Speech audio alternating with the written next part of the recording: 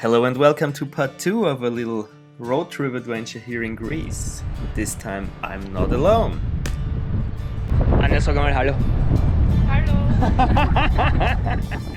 We mainly share love for dark humor, nature and hiking. So we went down the Nilea Gorge on Evia Island, Greece's second biggest island after Crete. The way down is not easy, there are some steep sections and some that are close to a pretty high cliff, so you need a head for heights. Oh, and there is a load of spiky bushes along the way, but after we made it, we were rewarded with an absolutely unique place to explore.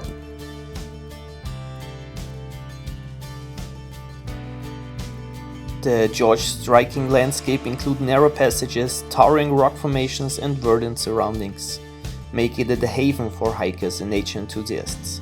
While during summer you can mainly walk freely, now in springtime the water is quite high, so it can include some climbing or even swimming. It's quite cold. Oh my god, it's fucking cold to be honest. To avoid the cold water, I tried to climb my way across the deep section of the river, but well, at some point I had to jump in anyway. While wading through the water, I noticed a little cave, but I didn't give it too much attention because I thought it is not easy to reach and I wasn't prepared to climb. But yeah, while researching I realized it's the cave of Bolovina, which also this Gorge is sometimes named after. And there are some legends about this cave. Some say a woman once took refuge there during the war, others just call it a shepherd's shelter lost in time.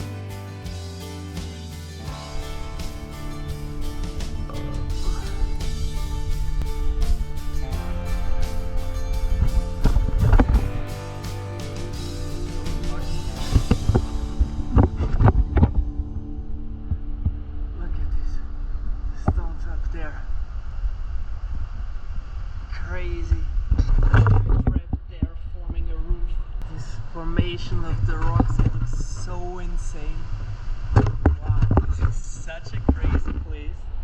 Like, wow. Already yesterday the volcano and the cave, and now this. Holy shit, nature is so fucking amazing, guys.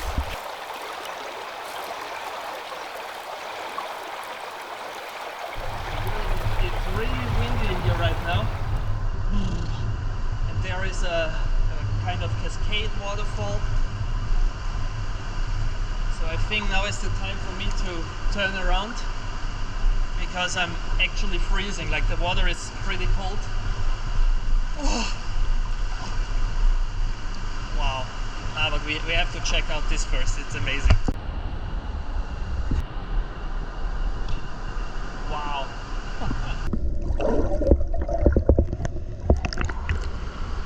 This place is unique, a wild river that is cutting through the stones since centuries.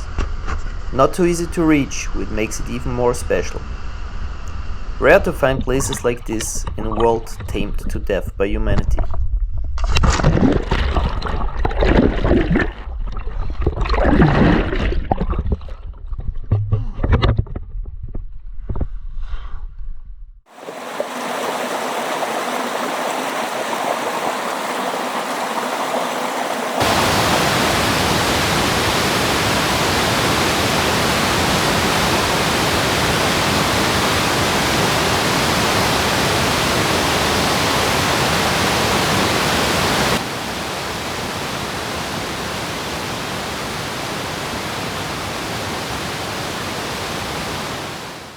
Tonight already was a really good day. We were in an amazing canyon, we were swimming. Where have we been as well? At a waterfall. We had near-death experiences on a hike. We had an amazing meal, which we are still absolutely full of. So now we're gonna end this day in some hot springs right at the sea.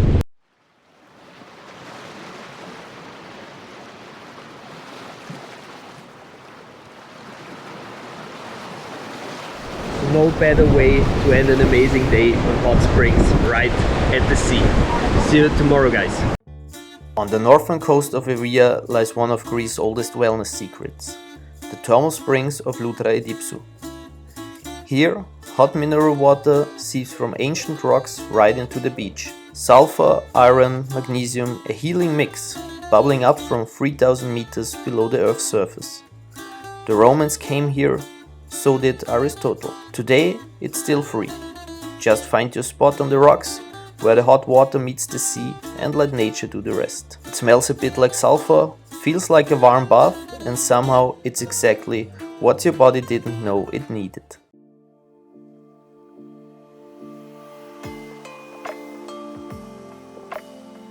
So after a day in Evia, we take the ferry back to the mainland with the rental car, which is illegal, just as off-road driving is.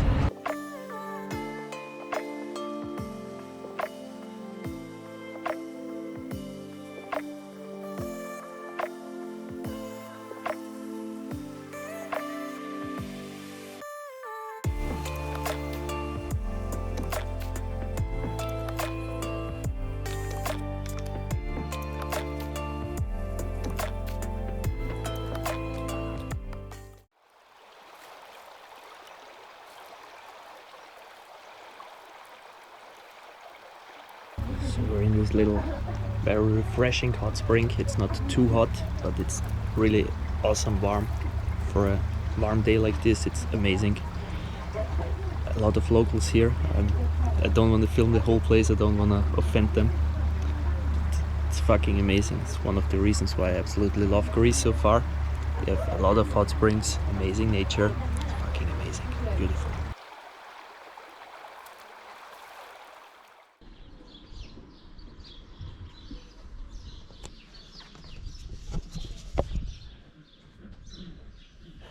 Hello.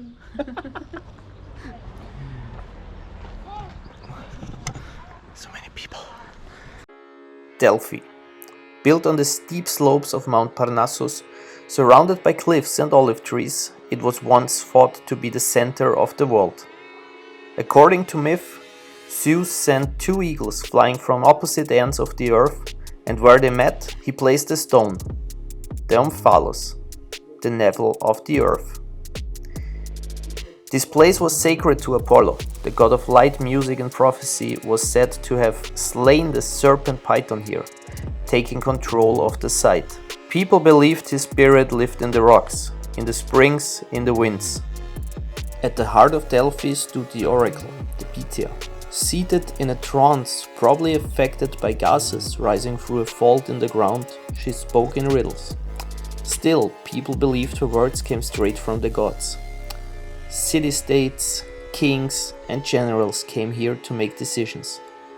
From war to peace, from colonization to religion. Pilgrims climbed the sacred way past temples, treasuries and monuments, like the treasury of the Athenians, built after the victory in Marathon. Higher up, there's the ancient theater with its mountain view, and at the very top, the stadium where athletes competed in the Pythian Games. So Anya keeps spotting all the nice orchids. We're on a botanical mission now, fuck the stones. If you take a close look around the ruins, you will notice a lot of actual life. Now in spring you can find orchids of the Ophrys and Himantoglossum species. I love especially the Ophrys because of their unique colors.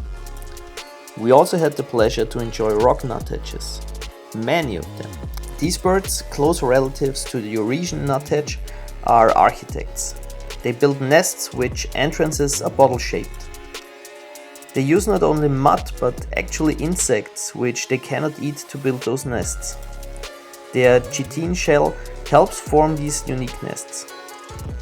Moments later we even got a rarer sight to see. From the distance I spotted a blue rock thrush. Sorry for shaking, but I was holding the camera freehand on full zoom with strong wind. Well, back to the stones. Not far from the main sanctuary lies the Tholos of Athena, a perfectly round temple whose original purpose is still unknown. It's one of the most iconic ruins in Greece. Delphi was more than a religious site. It was a meeting point for the Greek world. A place for diplomacy, sport, performance and spiritual reflection. But eventually the oracle fell silent. Earthquakes, Roman influence, and the rise of Christianity changed everything. Still, even in ruins, Delphi feels alive. The silence carries weight, the air smells of pine and history. Every stone has its own story, if you take the time to listen.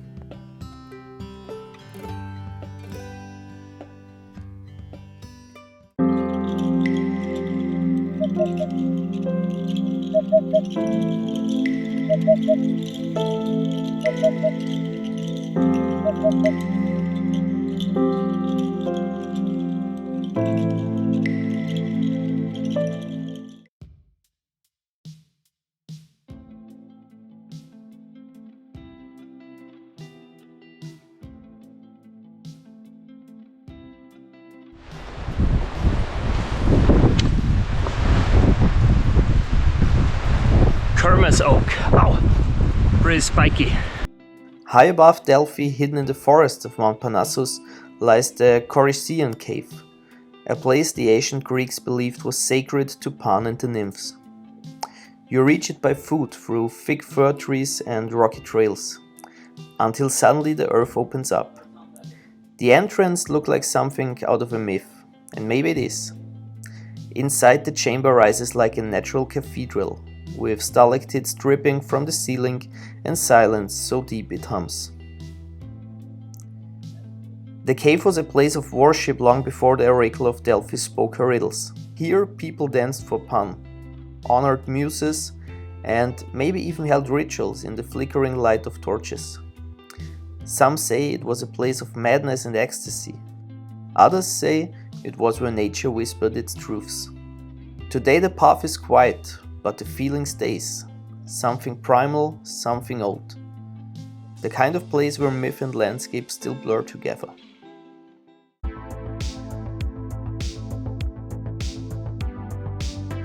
The last few days I spent again alone, mainly relaxing, but also exploring some new areas like the Strofilia National Park on the west coast of Peloponnese.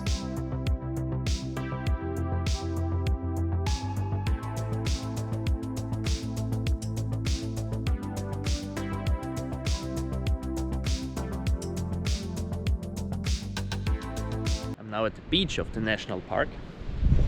What we have here are sand daffodils, sand lilies.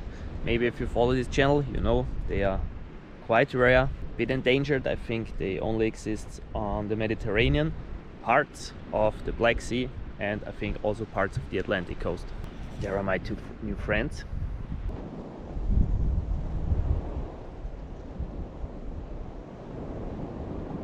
Sand dunes and sand beaches are not only a rare but also very important habitat. They are not only rare plant species like the sea daffodil and other plants growing here.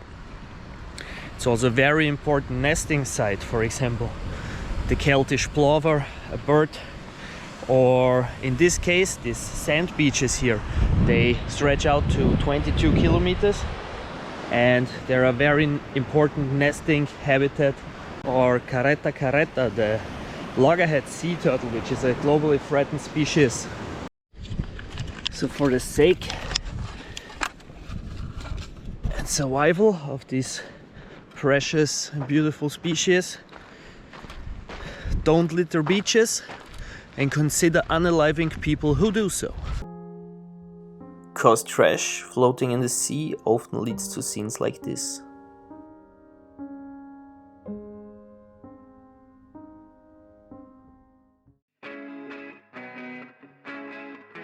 My last stop led me again up, close to the town of Lamia. I visited the Asopus Gorge, a hidden but incredibly beautiful canyon that is close to the thermal springs of Thermopylen. The Gorge's unique microclimate fosters a rich biodiversity. The combination of river and mountainous habitats supports various plant species, including rare orchids and endemic herbs. Wildlife such as foxes, eagles, and salamanders are commonly observed, making it a haven for nature enthusiasts. Not sure how to cross this river, probably should have done it earlier. Was noch far. There we go. Ja, leck du mich am Arsch. das geht's in etwas. Not so sure if this is the best idea. Let's fuck it.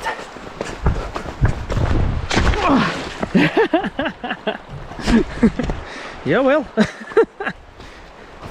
was exactly as I expected it to be. I just realized my biggest problem that I'm gonna have. I have to cross the river all the time because there is too much water, you could say. I have socks that would keep my feet dry in the car. Nah, don't wanna go back. I think I'm just gonna take off my pants. Okay, let's go. Oh. Yeah. It's fucking cold. But look how beautiful.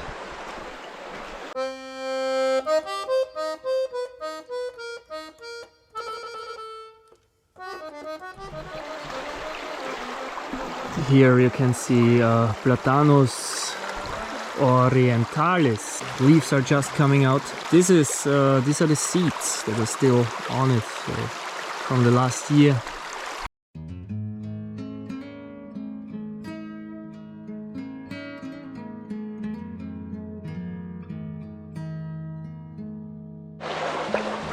I keep finding tracks here. They're quite huge. Check them out again.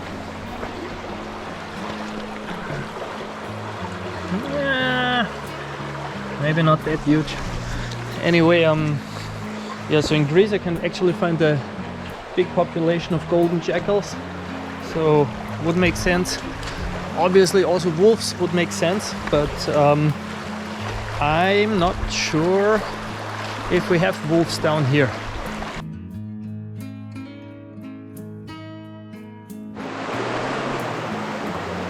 Look at this. Beautiful.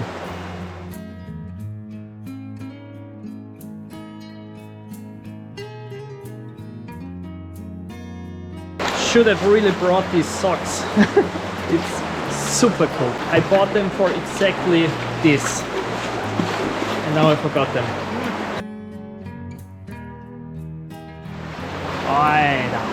Look at this. After every corner I'm thinking about turning around, but then I think nah, let's see.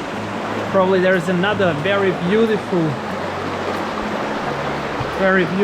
place to explore, and I'm right.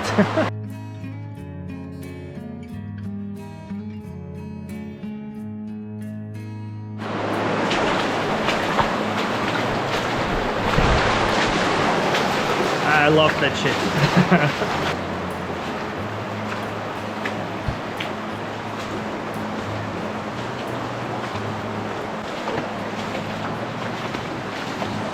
Hey, I think from here the cliffs aren't that high anymore. I think I'm gonna call it and return.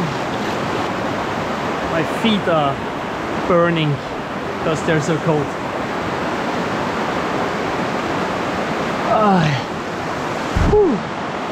Wow, what a beautiful place. So, and that's basically all that happened in Greece. The last 2 days I went some bird watching, but I already have a video about it, so you can see that if you like. Anyway, as always, if you enjoyed this video, hit the like button, subscribe to the channel if you haven't yet, and I hope to see you next time. Bye!